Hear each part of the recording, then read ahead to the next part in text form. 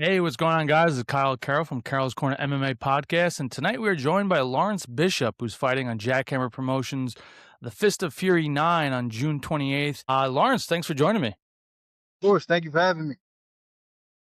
Absolutely, and let's dive right into this. And what's next on your calendar? Like I said, June 28th was right around the corner. How has the specific fight camp differed from your previous ones, and what has been the primary focus of this camp? This camp's a little different. I've dealt with some health issues earlier on in camp, so it's been a little staggery, but we're back firing on all cylinders. I'm sharp. I'm ready for everything. Looking to put on a show, put on an exciting fight. Absolutely, and you're the main event of the Jackhammer Promotions Fist of Fury 9. You're fighting Muhammad Ali, no relation to the legend. But when you look at your opponent for June 28th, what do you see as their biggest strength, and how are you planning to neutralize it? I see this guy's biggest strength is his length and his body style. Got a lot of holes in his game. Same time, he's an experienced fighter. He's got a lot of fights. He's a tough opponent, So definitely not taking him lightly. And yeah, I don't see this going the full 9 minutes. You're coming off two fantastic knockouts in the first round. Every fight week can be a mental roller coaster. What does your routine look like going into those final 48 hours to ensure you were completely locked in? Oh, that final 48, it's honestly the best. It's a feeling I can't describe. It's almost like it's something that takes over and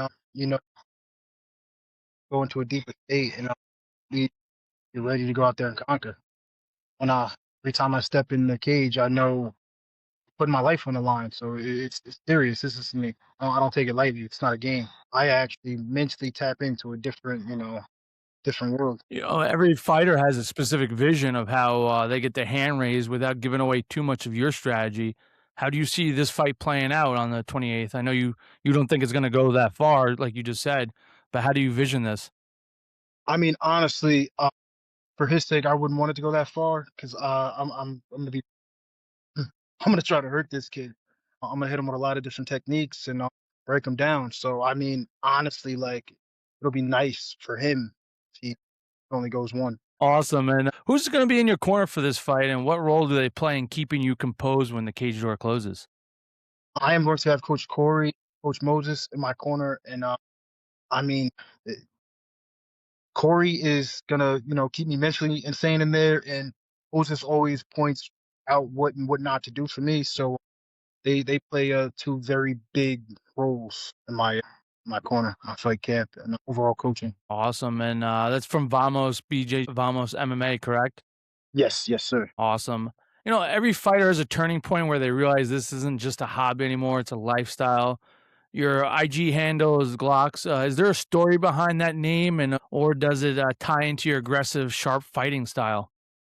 Honestly, there's no story behind it. I was probably in like fifth grade, and I thought it was a cool username, and I actually decided to keep it. I've actually been offered money for it, believe it or not, multiple times. So I just Really? changing it. Yeah. That's awesome. What is the exact moment or spark in your life that made you decide to pursue combat sports professionally? I got into a lot of, fights before I started training, and there was one specific fight that made me start training. I wrestled for a little bit, but not that the guy got the better of me, but I just felt defenseless throwing my hands, and I'm like, yeah, I can't be out here flailing like a fish. So I started taking a couple of MMA classes. I honestly never wanted to compete, but you know how it is. You go to your first fight, and you're like, "Oh, my buddy's fighting," and me and him kind of go at. And I watch my buddy knock somebody out, and I'm like, "Oh, you know what? I think I'm gonna try it." Got the hooks in you, huh? Yeah. Well, combat sports demands a massive sacrifice. What is the hardest thing you have to give up or change about your lifestyle to get to where you are today? Honestly, the hardest part to this day is my time. My time is very precious. I have two kids and I have a wife, so me not being home right now and I'm training for my opponent just makes me really want to ferociously hurt them and bring them into a deeper world and torture them because you're taking time away from my family. So that's my number one motive every time I step in there.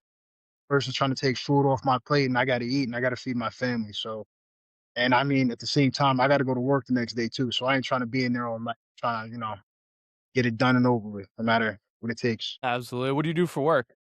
I work at a hospital. I work in a hospital. I do transport, and I'm actually a full-time student. I just started college for nursing. Awesome. Good for you. That's awesome.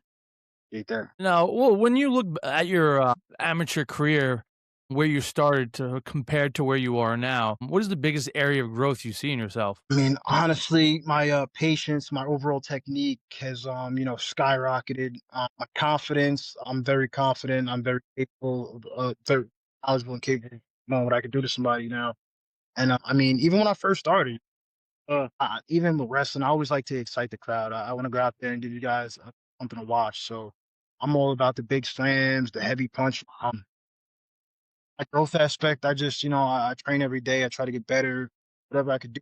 My diet, I'm more strict on my diet, my sleep schedule, my activities. I don't play around when it comes to fight camp. I lock in, so just honestly, I feel like my mental has been the most important along with physical, but more mentally, more focused, more hungry. We're climbing to the top. So this will be my fifth fight, and I, there's one loss in my record, but that not really a loss. It was due to point deduction. We ran that back and we seen how that went. So guys, I'm undefeated. I've never lost. So I mean, I just get better and better when I step in there. Absolutely. And you're talking about the fight against Luis Sanchez, or that split decision. You said you lost a point during the fight, and then you went back and captured a victory via a first round knockout in 1 minute and 3 seconds, which is impressive because the one before that was 1 minute 19 in round number one. So you got two, you're coming off two first round knockouts. So, like you said, Muhammad Ali better be ready. Yeah, man, I'm excited. I really thank him for taking this fight. I also appreciate him for giving me time. Due to the health issues or whatever. So you know, I hope he's working because I'm working. You see me, I'm in the gym right now. It's 9:15 over here.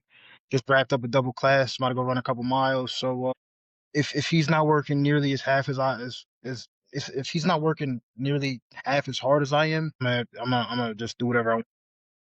Like I mean, whatever I want. He's gonna be defenseless today. Absolutely. And let's talk about how the work behind the closed doors that nobody sees on Instagram, like you're just talking about how much work you're putting in. What does a typical grind day look like for you when you're on your peak of the fight camp?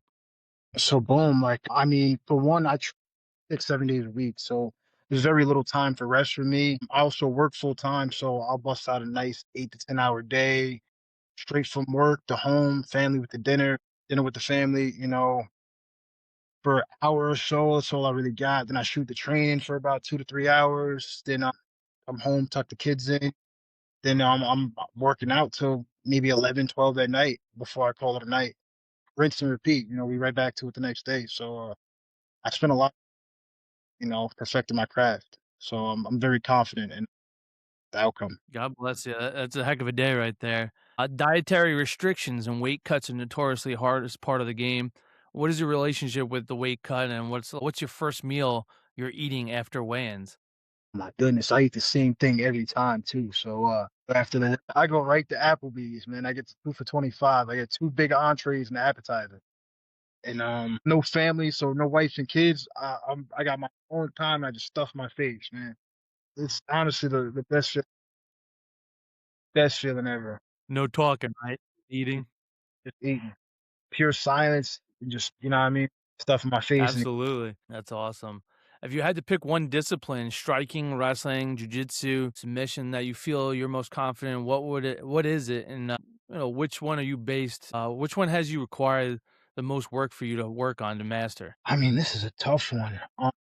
This is really tough because I kind of just sharpened everything to be honest. So I'd say the most difficult would probably be. I mean, I'm so well rounded. It's really hard to depict because I could box with the boxers and I could grapple with the black belts and I could wrestle with the wrestlers. So I have a very diverse game. I do enjoy striking, but I also grappling just as much. So it's really hard to be honest. It's a tough one. Okay.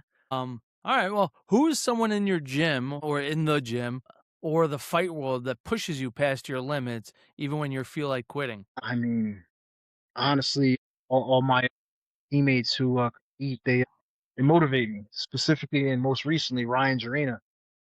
My guy's a fucking animal. He's he's very talented. He's seeing him become what he become is very motivating. You know, he motivates the hell out of me. That dude, man, he just works. He's a nonstop workhorse. And it speaks for Yeah, he's a very talented fighter, that's for sure, and I'm excited to see where he continues in his young professional career. Yeah, he's very talented. Modern fighters aren't just athletes anymore, they're brands. Your IG shows a glimpse of your journey. How important do you think social media and building a personal brand is for the modern fighter's career? it And do is you enjoy the content side of it? honestly it is very very the social media and the branding yourself. But I mean personally, me, I know I need to put a little bit more effort into that aspect. I just honestly like I get so wrapped up in everyday life. I hate the media to a point. Like it's just everybody, portrays a perfect life when everybody's, realistically broke in real life, struggling and just fucking looking good on Instagram. So I mean, I'm very authentic and real. It's hard, to keep up with all of it because social media almost will literally have you feeling like you're not doing enough in life and this person's living better than you and the whole time their life sucks, probably worse than yours. So, but as a fighter and branding yourself, I feel like it's a very big factor in your career because I mean, look at a guy like Conor McGregor. He was a very good fighter. He had probably one of the best, but not the best. But the reason he is who he is because of his personality, the way he branded himself, his character. Those are things that you you just got. Not everybody has that, so it's definitely a key factor for sure. Absolutely, yeah.